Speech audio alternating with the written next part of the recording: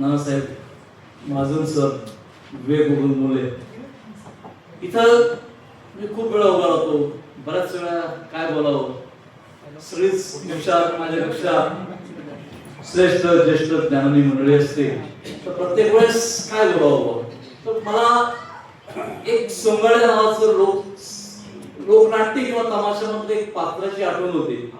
तो ज्यावेळेस स्टेजवर जातो त्यावेळेस प्रत्येक वेळा त्याला असा प्रश्न पडत असतो की ही मायबाप माझ्या समोर आली, त्यांना मला हसवता येईल का? आणि तसाच थोडा काही प्रश्न मी ज्यावेळेस इथे उभा राहतो की सगळी लोक आलेली आहेत, एक प्रकाशक म्हणून हा काही प्रकाश पाडणार आहे का बुवा, तर त्या पद्धतीने तर मी बऱ्याच वेळा असा प्रयत्न करतो. आणि त्याचा एक भाग म्हणून आज आपण जी सरांची पुस्तकं प्रकाशित केली, सरांनी सांगितलं की सर कलकत्ता, नागपूर, गोवा की मी जवळजवळ 23 राज्य निवडलेले आहेत. आज पुस्तक प्रकाशनामध्ये अमेरिकेचा खूप पुढे नंबर होता, आज जपान त्याच्या पुढे जाते. म्हणजे वर्ल्ड रेकॉर्डचे पुस्तकाच्या बाबतीत मला असं म्हणायचं की इंडिया 4था नंबर आहे. त्यात भर काढून दुसरा तिसरा नंबर आणता येईल का असा माझ्या प्रकाशनाचा प्रयत्न आहे. आणि मी खोटं कधीच बोलत नाही, माझ्या घरी यायचं, मी आज 600 पुस्तकांवरती 2 दिवस पुण्यात होतो, माझं 600 पुस्तकांचं पुण्यात इंग्लिश पुस्तकाचं काम चालू.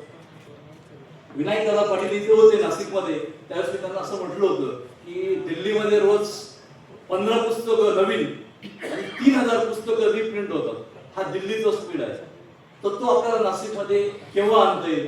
तर माझा असा प्रयत्न आहे, माझे रोज एक पुस्तक नवीन आणि 30 रिप्रिंट असं स्पीड मी आता नाशिकमध्ये ठेवलं.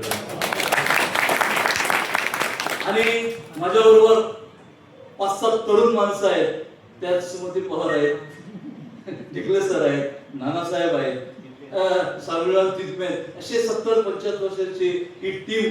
तसा मी याला काही लोक म्हणतील हा मर्यादेचा गाळा आहे साहित्याचा, ऊन वाचतं, कशाला उद्योग करतात, कोरे कागद पर्यावरणाचं नुकसान, कोरे कागद काळे करतात. परंतु मित्र, जागतिक मी खूप मोठ्या गोष्टी करतोय किंवा की मी खूप मोठा प्रकारचे मला तुम्हाला सांगायचं नाही, फक्त उद्देश एवढा आहे माझा की युरोपमध्ये किंवा भारतामध्ये ज्या टॉपच्या संस्था आहेत एज्युकेशनल, म्हणजे IAS असतील, MD MS असतील किंवा MBA सारख्या देणाऱ्या संस्था असतील, या सगळ्या संस्थांमध्ये रिसर्च झालेले आहे.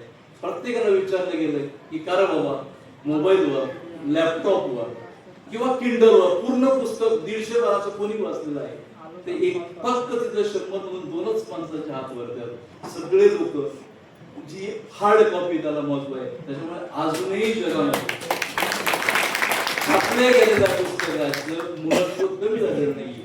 त्याच्यामुळं माझ्यासारखा एक म्हातारा प्रकाशक कुठेतरी जागतिक रेकॉर्डच्या दृष्टीने भारताची पुढे भर पडावी म्हणून जास्तीत जास्त पुस्तक, मी आता नाव सांगितले अशा तरुण माणसांचा हा मर्यादेचा गाळा आहे. मी किती सक्सेस होईल हे मला माहिती नाही, परंतु माझा एक वेगळा प्रयत्न आहे की नाशिकचं नाव पुस्तक प्रकाशनामध्ये जगात सोडून द्या, दिल्लीत सोडून द्या, महाराष्ट्रात पुढे असलं पाहिजे.